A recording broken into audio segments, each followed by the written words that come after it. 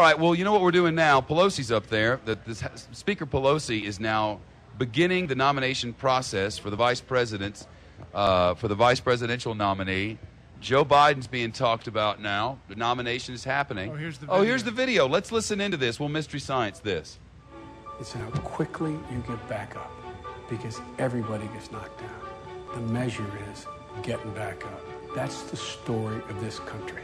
It has never failed to get back up. Joe is salt of the earth. He's somebody who hasn't forgotten the people in those communities where he grew up. People in my neighborhood don't like the phrase working class. The guys I grew up with, their mothers mostly didn't work back in those days, and their fathers didn't go to college, but they were proud. And if you asked them what they were middle class. My dad tells it like it is. From the time he was a kid in Scranton, who people made fun of because he stuttered, to a young man who gets elected to the United States Senate when he was 29 years old, starts a campaign no one thought they could win. He's got quite a story, this Biden. What I'm proudest of is the fact that the people in the state of Delaware have elected me 6 times in a row, because I think they believe I haven't lost their voice. My dad experienced great triumph along with my family, but also great tragedy. Losing my mom and my sister in an automobile accident that my brother and I survived. What my dad did then was he came to my bedside and my brother's, and he's never left it. When Joe was just elected, he made the commitment to take the train every single day to be home with the children. And no matter where he is or what he's doing, if one of the children call, he stops and takes the call. I had 4 children. I lost one, but I have 3 lovely children. They're each other's best friends. He's a wonderful father. He's an exceptional grandfather. And that's really what it's about for him. There are very few people who have the depth of experience of Joe Biden, not only as the head of the Judiciary Committee, as the head of the Senate Foreign Relations Committee, but he's also been at the forefront on critical legislation. The things I'm most proud of in my career are writing and passing the Violence Against Women Act. We brought down violent crime with the crime bill that I drafted. Joe has unequaled foreign policy credentials. He's consulted with presidents, has personal relationships with many world leaders. He's somebody who, on the Iraq War, was willing to speak out, and when he saw that the Bush administration wasn't using that authority properly. When you see the abuse of power, you've got to speak. Whether it's a parent slapping around a child, or a president taking a nation to war that cost lives, that was not a necessary war. That's abuse of power. Joe is truly a leader, and I think he has such strength of character. I think people know that they can believe in him. They know that he wants change, and I think they know that the country will change with Barack Obama and Joe Biden. The most important thing that Joe offers is his honesty. And I can't imagine a more effective advocate in the vice presidency to bring about the changes that we need here in America. The middle class in this country has never been as unsure of their future, and we've never been as isolated. And if we don't change that in the next 4 years, we're locked in for a decade. And Barack Obama has been very explicit about how he's going to level the playing field for the firemen and the cops and the linemen and the salespersons and the nurses to improve their circumstance so their next generation is better off than they were. I think Barack and I will work as a team great. I can hardly wait to help him turn this country around.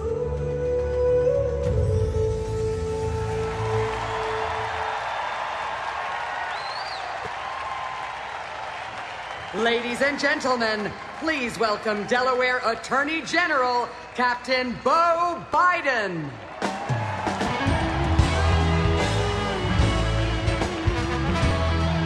So this is the song.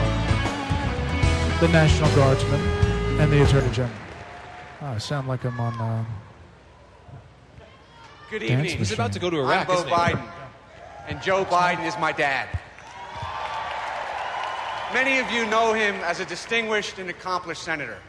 I know him as an incredible father and a loving grandfather, a man who hustled home to Delaware after the last vote so he wouldn't miss me and my brother's games, who, after returning from some war-torn region of the world, would tiptoe literally into our rooms and kiss us goodnight, who turns down some fancy cocktail party in Washington so he won't miss my daughter Natalie's birthday. The truth is, he almost wasn't a senator at all. In 1972, shortly after his improbable victory, but before he took the oath of office, my father went to Washington to look at his new office space. My mom took us to go buy a Christmas tree. On the way home, we were in an automobile accident. My mom, Nelia, and my sister, Naomi, were killed. My brother, Hunter, and I were seriously injured and hospitalized for weeks. I was just short of 4 years old. One of my earliest memories was being in that hospital, my dad always at our side. We, my brother and I, not the Senate, were all that he cared about. He decided not to take the oath of office. He said then, Delaware can get another senator, but my boys can't get another father.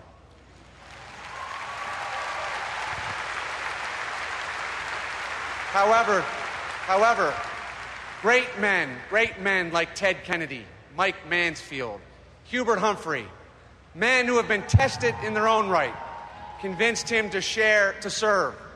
He was sworn in the hospital at my bedside. As a single parent, he decided to be there, to put us to bed, to be there when we woke up from a bad dream, to make us breakfast. So he traveled to and from Washington 4 hours a day. 5 years later, we, my brother, Dad, and I married my mom, Jill.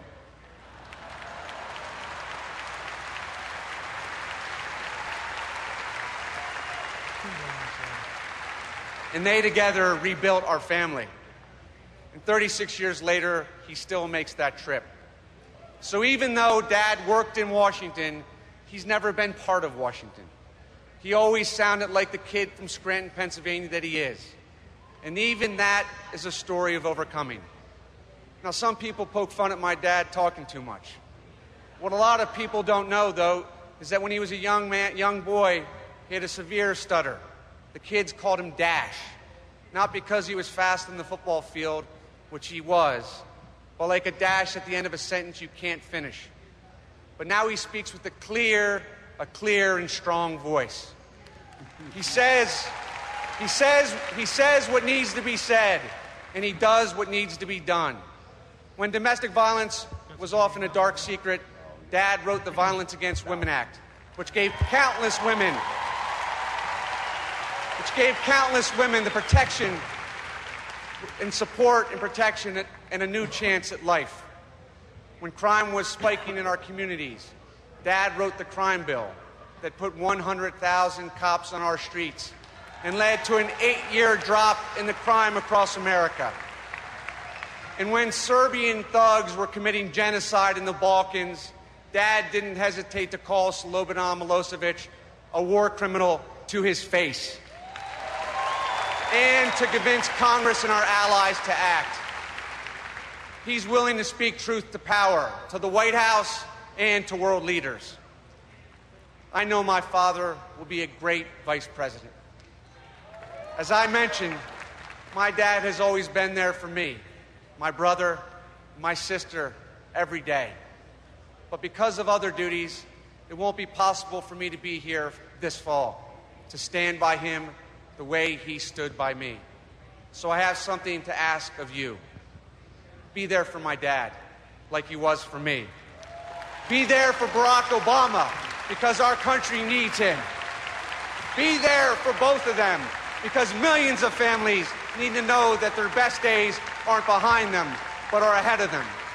Be there for both of them, because millions of people are trying to overcome just like my dad overcame. Be there. Be there because Barack Obama and Joe Biden will deliver America the change we so desperately need. Ladies and gentlemen, Senator Obama is in the building. My friend, Senator Obama is in the building. Father, Fox News can my confirm. hero, the next Vice President of the United States, Joe Biden.